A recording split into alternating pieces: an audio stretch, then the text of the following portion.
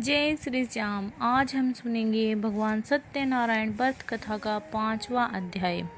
सूत जी बोले, हे ऋषियों, मैं और भी कथा कहता हूँ, सुनो। प्रजा पालन में लीन तंगुध्वज नाम का एक राजा था।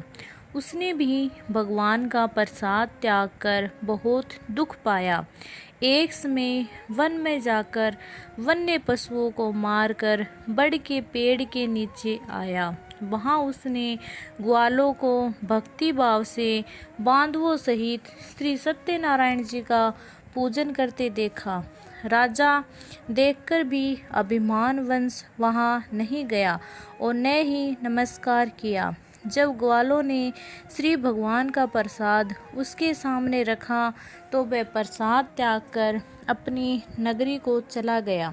वहां उसने अपना सब कुछ नष्ट पाया तो वह जान गया कि ये सब भगवान ने किया है।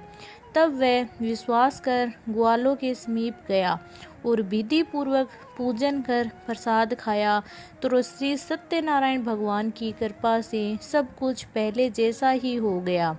फिर दीर्घ काल तक सुख भोग कर मरने पर स्वर्गलोक को गया।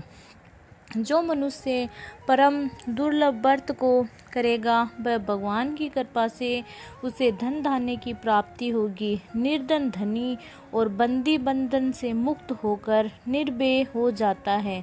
संतानहीनों को संतान प्राप्त होती है तथा सब मनोरथ पूर्ण होकर अंत में वैकुंठ धाम को जाता है। जिन्होंने पहले इस व्रत को किया, अब उनके दूसरे जन्म की कथा कहता हूँ। वृद्ध सतानंद ब्राह्मण ने सुदामा का जन्म लेकर मोक्ष को पाया। लकड़हारे ने अगले जन्म में निषाद बनकर मोक्ष को प्राप्त किया। उल्का मुख नामक का राजा दशरथ होकर वैकुंठ को प्राप्त हुआ।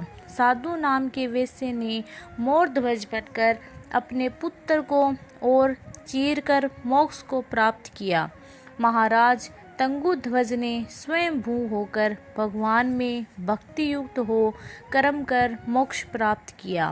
बोलो श्री सत्यनारायण भगवान की जय हो।